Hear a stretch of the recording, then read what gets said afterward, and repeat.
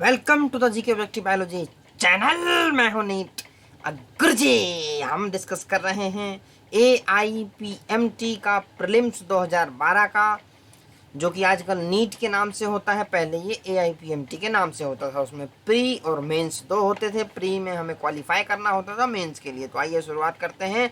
हम डिस्कस कर रहे हैं बायोलॉजी का पोर्शन। बुकलेट कोड है कोड A। तो vexillary aestivation is characteristic of the family. Vexillary aestivation किस फैमिली में होती है? तो फैबेसी में होती है। ये तुम्हें एकदम बाय हैंड याद होने चाहिए। क्वेश्चन पढ़े धर लो, ठीक है। ऑप्शन हो जाएगा Fabaceae. Phyllode is present in, तो फाइलोड जो है इन चारों में से ऑस्ट्रेलियन एकाजिया में प्रेजेंट होता है। Correct answer is 1। 123 the common bottle cork is a product of. 123 simple question है। तो common bottle cork is a product of phellogen, ठीक है जी। 124 which one of the following is wrong statement. हमें क्या बताना है कि गलत बताना है। तो देखते हैं। Phosphorus is a constituent of cell membranes, certain nucleic acids and all proteins. पहला ही गलत है, क्योंकि प्रोटीन्स में तो फॉस्फोरस नहीं होगा भाई। प्रोटीन्स में क्या होगा? तो सल्फर होगा। याद आ रहा है हर्शे चेज का एक्सपेरिमेंट। DNA को किससे लेबल किया था? रेडियो एक्टिव फॉस्फोरस से। और प्रोटीन को किससे किया था? रेडियो एक्टिव सल्फर से। तो वहां से पकड़ सकते हो। बड़ा ही सिंपल क्वेश्चन है, रॉन्ग पूछा हुआ है। तो nitrosomonas and nitrobacter are chemo autotrophs, ये स्टेटमेंट सही है। एनावेना nostoc are capable of fixing nitrogen, ये भी सही है। Root nodule forming nitrogen fixers live aerobes under free living condition, ये भी सही है। 125 how many plants in the given list below have composite fruit that develops from an inflorescence. मतलब composite fruits किस किस में है? तो इसमें हम देखेंगे भैया, फिग के अंदर तो है, एक हो गया ये। उसके बाद पाइनएप्पल, फिग, पाइनएप्पल एंड नहीं पाइनएप्पल, फिग एंड मलबरी। ये मलबरी इसके अंदर होगा, ठीक है जी। ये हो गया मलबरी। तो ये तीन के अंदर है। इनमें से जो ऑप्शन दिए हुए हैं इन तीन में से है फिग, पाइनएप्पल, मलबरी। तो करेक्ट आंसर हो जाएगा option number 2, that is 3। 126 cymose inflorescence is present in, तो इन्फ्लोरेसेंस वाले पोर्शन से आया हुआ है ये सोलेनम, ठीक है। इसके अंदर होगा तुम्हारा साइमोज इन्फ्लोरेसेंस। तो इन्फ्लोरेसेंस के टाइप्स के ऊपर बेस्ड ये क्वेश्चन है। सिंपल क्वेश्चन है। मॉर्फोलॉजी ऑफ फ्लावरिंग प्लांट से बहुत क्वेश्चन आए हुए हैं भाई इस बार। Which one of the following is correctly matched, correctly पूछा है। तो पोटेशियम क्या रेडली इमोबिलाइजेशन होता है? पहला ही करेक्टली मैच्ड है, this is correct. Bakanae of rice seedling F Skoog नहीं। पैसिव ट्रांसपोर्ट ऑफ न्यूट्रिएंट क्या ATP नहीं। ATP कहाँ लगती है? एक्टिव में। एपोप्लास्ट क्या प्लाज्मोडेस्माटा? एपोप्लास्ट सिम्प्लास्ट के अंदर होता है प्लाज्मोडेस्माटा। तो इस 127वें का option number 1 correct. 128 a process that makes important difference between C3 and C4। C4 के अंदर क्या नहीं होता? तो फोटो रेस्पिरेशन नहीं होती है। तो करेक्ट आंसर यहाँ हो जाएगा फोटो रेस्पिरेशन, क्योंकि हमसे ये पूछा गया है दैट मेक्स इंपॉर्टेंट डिफरेंस। तो फोटो रेस्पिरेशन का डिफरेंस है।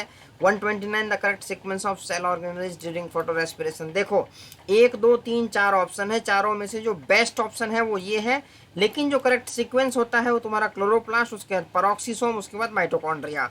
तो जो ऑप्शंस दिए हुए हैं उनमें से बेस्ट जो अवेलेबल ऑप्शन है वो ऑप्शन नंबर 1 ही है, लेकिन सीक्वेंस थोड़ा सा अलग है। क्लोरोप्लास्ट के बाद पेरोक्सिसोम, उसके बाद माइटोकॉन्ड्रिया होता है। 129 130 the coconut water and the edible part of coconut are equivalent to. ये इक्विवेलेंट टू होते हैं। फ्री न्यूक्लियर एंडोस्पर्म उसमें होता है। तो करेक्ट आंसर एंडोस्पर्म हो जाएगा। The gynoecium consist of many free pistils. Many free मतलब एपोकार्पस, ठीक है जी। एपो हो जाएगा। और उसके बाद इसमें जो करेक्ट आंसर होता है तुम्हारा question number 131 option number 2, that is michelia के अंदर ये कंडीशन पाई जाती है, ठीक है जी। तो 131 का हो जाएगा option number 2। 132 morphology of flowering plant से बहुत क्वेश्चन आ रखे हैं। एग्जाम्पल बेस्ड क्वेश्चन हर साल 2 से 3 क्वेश्चन आ रहे हैं भाई इसके अंदर से। विच one of the following is correctly matched, तुमसे करेक्टली मैच्ड पूछा गया है। तो देखिए क्लामाइडोमोनास का कोनेडिया दिया हुआ है, नहीं होगा। ईस्ट का जूस्पोर दिया हुआ है, नहीं होगा। अनियन का बल्ब जरूर होगा। तो करेक्ट आंसर ऑप्शन नंबर 3 हो जाएगा 132वें का। आइए 133वें पे। Both autogamy and geitonogamy are prevented in, देखो जो प्लांट डायोसियस होगा मतलब कि मोनोसेक्सुअल होंगे, मतलब एक सिंगल सेक्स होगा, तो उसमें ओटोगेमी भी नहीं होगी और गिटोनोगेमी के भी चांस नहीं होंगे। तो करेक्ट आंसर है पपाया। पपाया जो होता है वो तुम्हारा कैसा प्लांट होता है? डायोसियस, मतलब इसके अंदर सिंगल सेक्स होगा एक बार में, या तो मेल होगा या तो फीमेल होगा, दोनों एक साथ प्रेजेंट नहीं होंगे। 134 even in the absence of pollinating agent seed setting is assured in. क्या तुमने क्लिस्टोगेमस फ्लावर के बारे में पढ़ा है? वो पूरा क्लोज्ड होता है, उसके अंदर अब पॉलिनेटिंग जो एजेंट है वो एब्सेंट हो या प्रेजेंट हो कोई फर्क नहीं पड़ता। तो कॉमिलिना इसमें करेक्ट ऑप्शन हो रहा है। ये तुम्हारा है क्लिस्टोगेमस, क्लोज्ड फ्लावर है।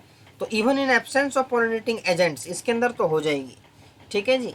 135 which one of the following areas in India is hot spot of biodiversity? तो western ghat and eastern Himalayas. तो वेस्टर्न घाट करेक्ट आंसर हो जाएगा इसका। बहुत सिंपल क्वेश्चन है। विच one of the following is not a functional unit of an ecosystem? Productivity क्या unit है? हाँ है। एनर्जी फ्लो है, डिकम्पोजिशन भी है, लेकिन स्ट्रेटिफिकेशन नहीं है। ये पर्टिकुलर अरेंजमेंट का टाइप है। ठीक है जी। Stratification. The upright pyramid of number is absent in. Upright का मतलब क्या है? Upright pyramid of number is absent in. Upright pyramid of number, इसका मतलब ये है कि नीचे वाले जो हैं, देखो सबसे नीचे, उसके ऊपर, उसके ऊपर, उसके ऊपर, प्रोड्यूसर के ऊपर तुम्हारा हो जाएगा प्राइमरी कंज्यूमर, उसके ऊपर हो जाएगा सेकेंडरी कंज्यूमर, उसके ऊपर हो जाएगा टर्सरी कंज्यूमर। तो इस तरीके से हमारा पिरामिड बनता है। तो अपराइट पिरामिड ऑफ नंबर कहने की एब्सेंट किस में होगा?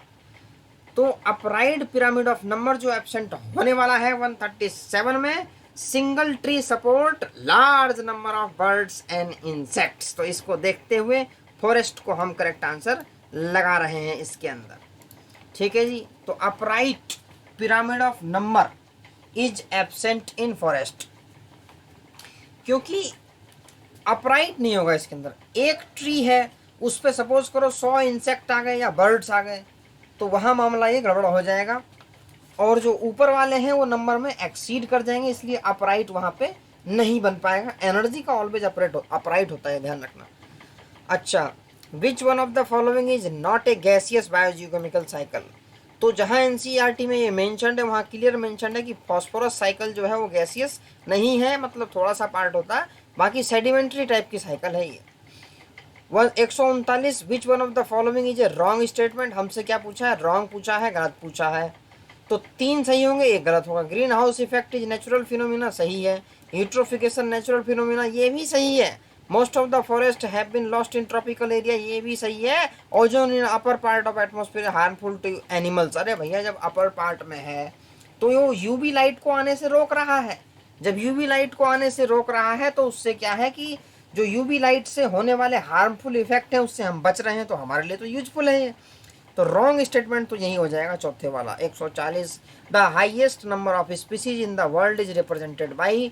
क्या तुम्हें याद है बायोडाइवर्सिटी वाला चैप्टर, क्लास 12th का चैप्टर नंबर 15? उसमें अलग अलग सर्कल्ड डायग्राम्स हैं। वहाँ अगर इंसेक्ट की बात करें तो बड़े आसानी से हम आंसर पिक कर लेते हैं। जब इंसेक्ट को हटा दें, बाकी को छोड़ दें, तो मामला गड़बड़ होने लग जाता है।